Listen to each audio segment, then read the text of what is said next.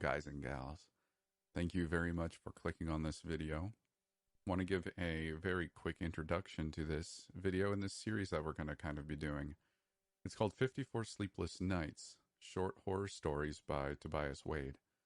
I wanted to really quickly give him a shout out for letting me read these stories. And if you would, check out the book on Amazon, give it a review, read the book. You can find it for free on the internet. Obviously on the internet, where else are you going to find it?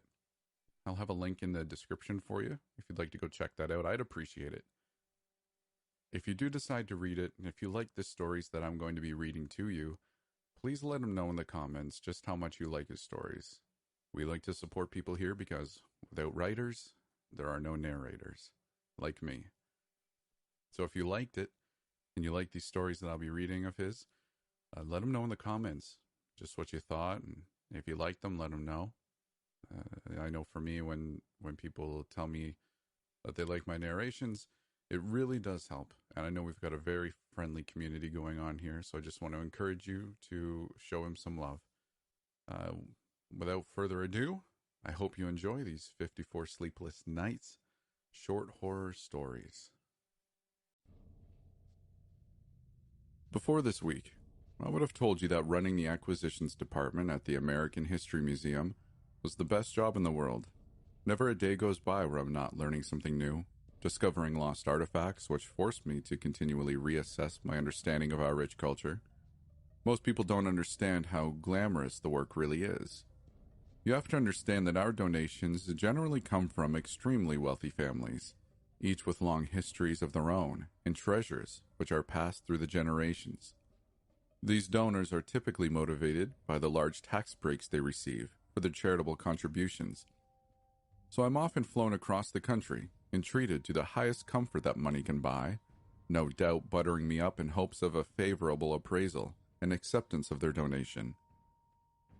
When I accepted the invitation of Mr. Calomny's estate, I had every expectation of the luxury and finery befitting the Tudor-style mansion depicted in the enclosed photograph. From the steep gable roof to the elaborate masonry and embellished doorways, the residence itself was a relic of the unimaginable wealth with which the plantation owners once ruled the southern countryside. Mr. Calomny was there to greet me at the end of his cobblestone driveway, hands in the pockets of his pristine white suit, a golden chain dangling from his breast pocket, silk around his neck, and a beige fedora with a roguish tilt. He might have stepped straight out of an oil painting from the era. He was gracious to help me with my bags and show me inside, incessant welcoming gratitude spilling from his mouth, with a heavily accented drawl. I followed him from room to room, keeping careful tally of everything he was willing to part with. Dark wooden furniture from the West Indies, ornate Baroque chests of drawers, exquisite colonial paintings. He breezed by each item as though they were hardly worth the effort of describing. All the while, he continued gesturing me onward, with an almost conspiratorial hush to his voice, promising a prize that he guaranteed was unique to his collection. Everything I saw was of impeccable condition, seemingly untouched by age or refurbishment, at least until we reached the worn wooden doorway where his intention was most fixed upon. Opening this with a flourish, he led me inside to a bare and dilapidated room. Once painted red, the humidity in the air had long since stripped all life and color from the walls, to leave the most dreadful pale streaks and blotches around us. The sole furniture was a splintered three-legged stool, the sole occupant, a small brown-skinned boy sitting atop it. "He's held up well, hasn't he?" Mr. Calomny said, puffing out his chest with pride. "They don't usually last more than a year, you know. The skin discolors something awful and starts to stretch and peel away. It's been over 100 years since he died, but he still looks like he could jump up and skip around, doesn't he?" I'd never seen a taxidermied human before, and I didn't feel qualified to comment on the condition. He was right about how real it looked, though. I had the most unnerving feeling when the boy was looking right at me, and that if I were to turn away for a moment, I might find him in an altogether different position. A clear stitching was visible in the dark skin, which ran up one side of his body, disappeared into his curly black hair, and emerged again on the other side. His eyes were made of glass, but a stern judgment still lingered in his furrowed brow, as though he knew exactly what had happened to him and blamed me for his fate. "Would you like to know the secret?" Mr. Calomny pressed with a hot whisper down the back of my neck. Why the skin stayed so fresh? He waited for a moment, then continued without the least bit of encouragement. Even modern taxidermists couldn't preserve someone this well, because they all make the same mistake. They all wait until the subject is dead to begin the tanning process. Mr. Calomny rolled back on his heels, puffing out the gold on his chest and looking immensely pleased with himself. Then, to address the shock and disgust on my face, he added, "Don't worry, it was all perfectly legal. The boy was my family's property after all. It's better than what could have happened to him. Now, wouldn't that be an interesting exhibit in your museum?" Still too shocked to address the macabre sight, I professed interest in returning to inspect the rest of the house. Mr. Calomny became indignant, though, insisting that this was his rarest and most valuable possession. I told him directly that our museum would not feature such a disturbing display, visibly angering the man whose voice quivered when he next spoke.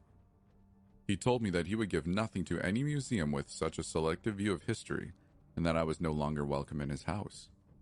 I was only happy to oblige, grateful for the cleaner air outside that vile room.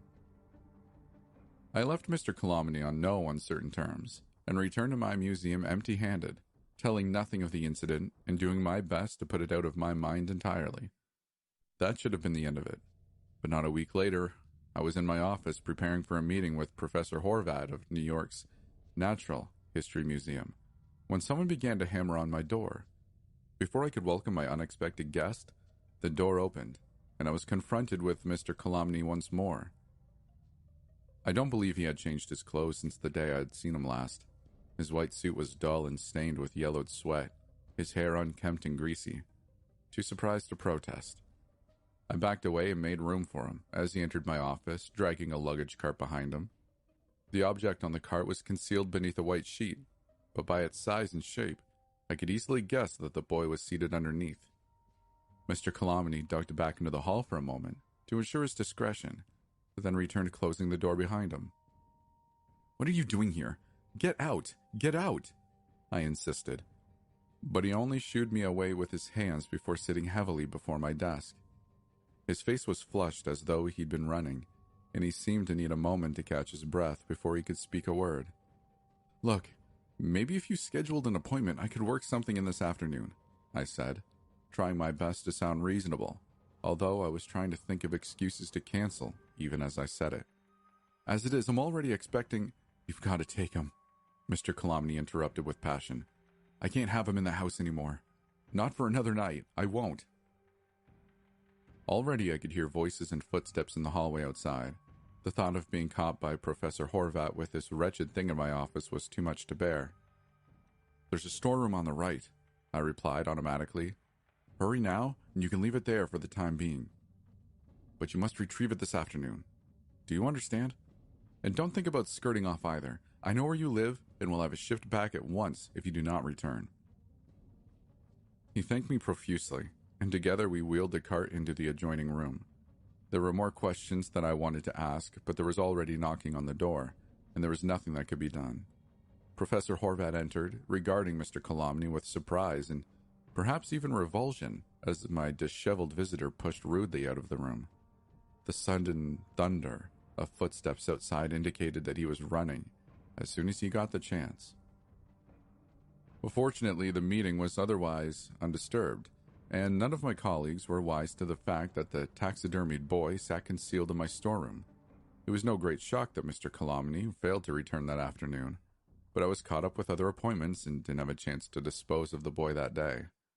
In fact, the whole situation was so out of the ordinary and surreal to me that I hardly thought about it when I returned to work the next morning. When I did arrive, the whole museum was in an uproar over an ongoing school field trip that had misplaced one of its students. The whole building was searched from top to bottom, and I was so distracted by the ongoing efforts that I didn't spare a thought about the strange events of the previous day. It didn't return to my attention until I had joined the search, only to find a second taxidermy child in the storeroom beside my office. A little girl beside the boy with freshly stitched skin running up one side and down the other, with little glass eyes and a little furrowed brow, silently judging me for all the sins I've never done. It wasn't my fault, I told the glass-eyed children. I didn't do anything to either of you, and I would have stopped it if I could, but of course that didn't help them in the least. And they couldn't stay here.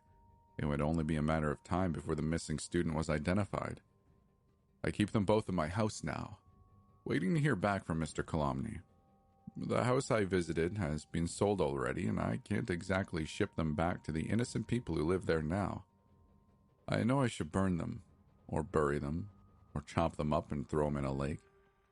I know I shouldn't feel guilty for what happened to them, but I can't even hide them in the closet without feeling ashamed. Instead, the boy is sitting at my kitchen table, the girl propped up beside the dresser in my room.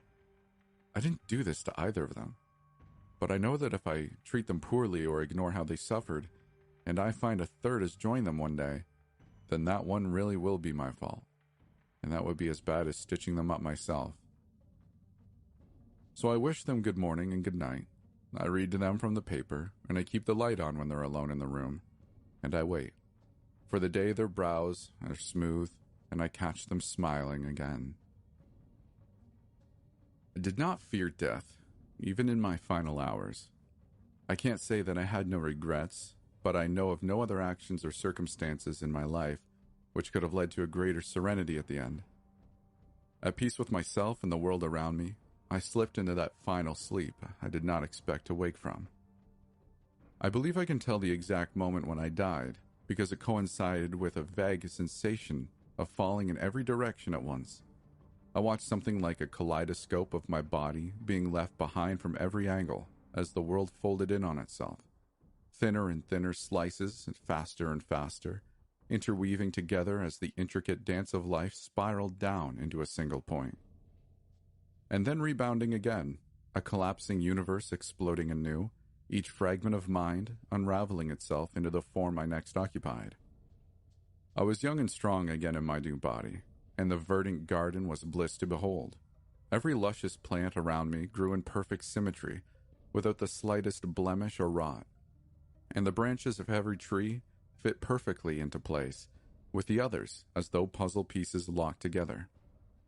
There were animals too, squirrels and deer and wolves, and many others walking openly without scurrying or stalking, no displays of fear or hunger for one another. The warmth of the sun and the richness of the air was so nourishing that I never felt the urge to eat or drink in that garden, and so too must the animals have been able to coexist so perfectly. Some of the creatures spoke to me, or at least they spoke to one another, and I found no barrier in understanding them. The birds sang with contentment, and I found the song so much more beautiful than any on earth, where they must have often been warning of danger or defending their territory from rivals. There was one thing that bothered me about the way they spoke to one another, though.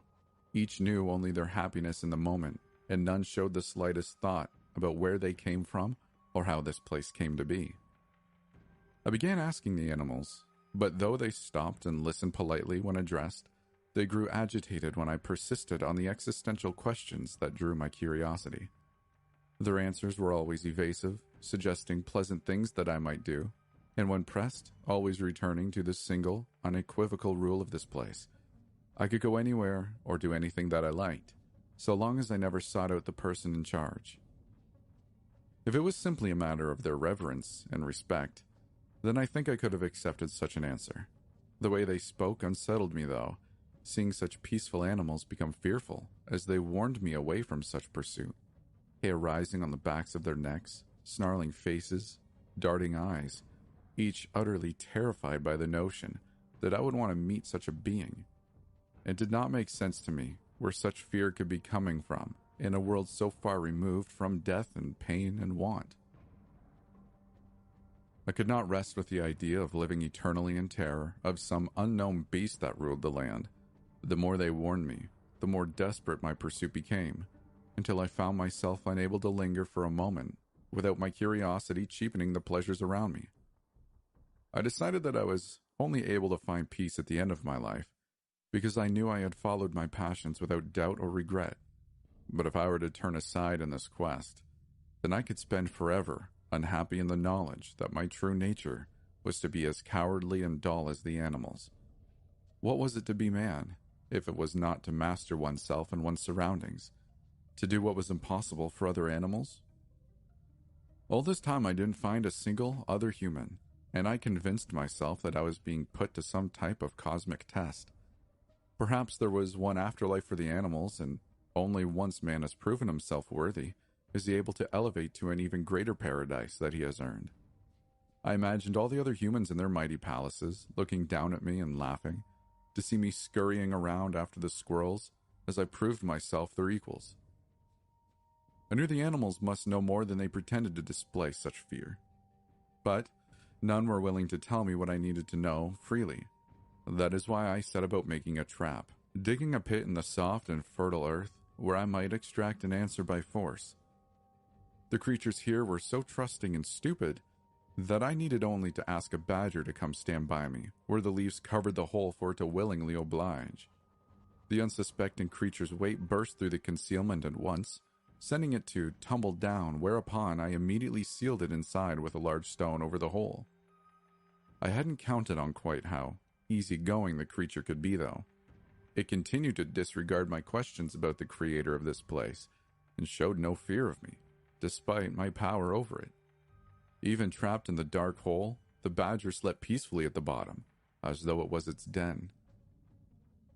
Forced to escalate my approach, I used 2 sticks to start a fire on the end of a leafy branch, and thrust this into the hole.